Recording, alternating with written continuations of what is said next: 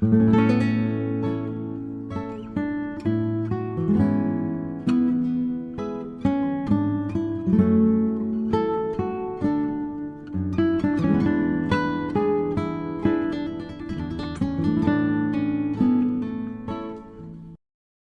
Star of Bethlehem is a well-known part of the Christmas story.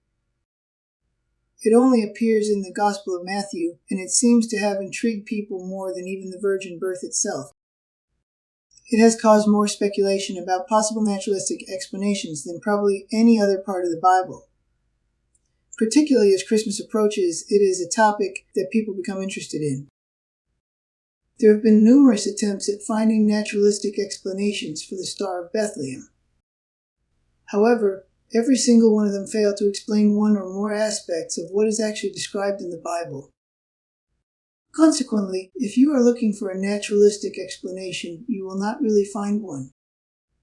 Before continuing, it is necessary to understand what the word star means in this context. Today we use the term only to refer to sun, like objects that produce energy by nuclear fusion.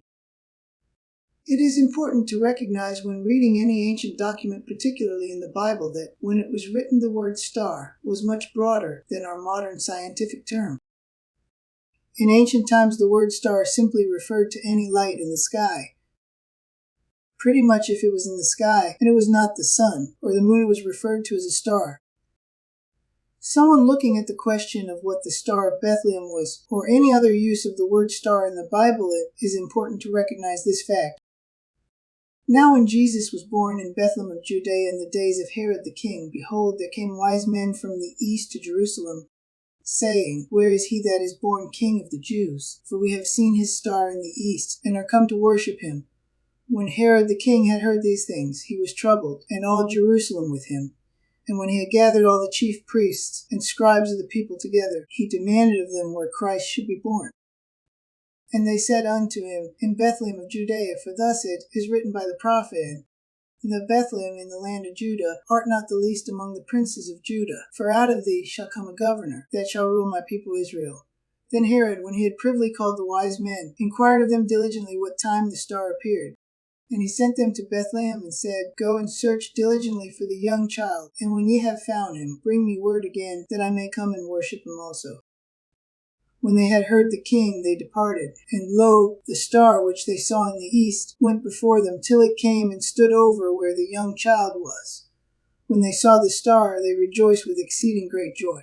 And when they were come into the house, they saw the young child with Mary his mother, and fell down and worshipped him. And when they had opened their treasures, they presented unto him gifts, gold and frankincense and myrrh. And being warned of God in a dream that they should not return to Herod, they departed into their own country another way. We get two references to the star in these verses. The first one is when the wise men come to Jerusalem. The second one is after they leave Jerusalem. They both give important clues about the star itself that eliminate any possibility of a naturalistic explanation. The first one is a little vague. Did they saw his star in the eastern sky, or when they were in the east? It is not this reference that excludes naturalistic explanations. That comes from the second reference. In the second case, the star is illustrated as guiding the wise men to Jesus Christ, who, contrary to most manger scenes, was probably about 2 years old by the time they got there. It is the fact that it moved in a way clearly contrary to the ordinary motions of objects in the sky, in that stopped over a particular place, that eliminates naturalistic explanations. Because the Star of Bethlehem is described in its second appearance as guiding the wise men to the exact house that Jesus and his parents were at the time, it had to be miraculous. However, it could be a miraculous form of a phenomenon we are familiar with. Ball lightning as a known phenomenon fits the properties of the Star of Bethlehem that under God's direct control makes an excellent model. If ball lightning had been seen in the sky by the wise men in that day, they would have called it a star. They could have seen it not only when they were in the east, but because it is an earthly phenomenon. They could have seen it rising east of their location. It can even move around and settle over a single location. This makes it an excellent phenomenon to have been used by for the special star as long as he had miraculously created and controlled it. This is in no way a claim that the Star of Bethlehem was a natural phenomenon. In fact, it's the exact opposite.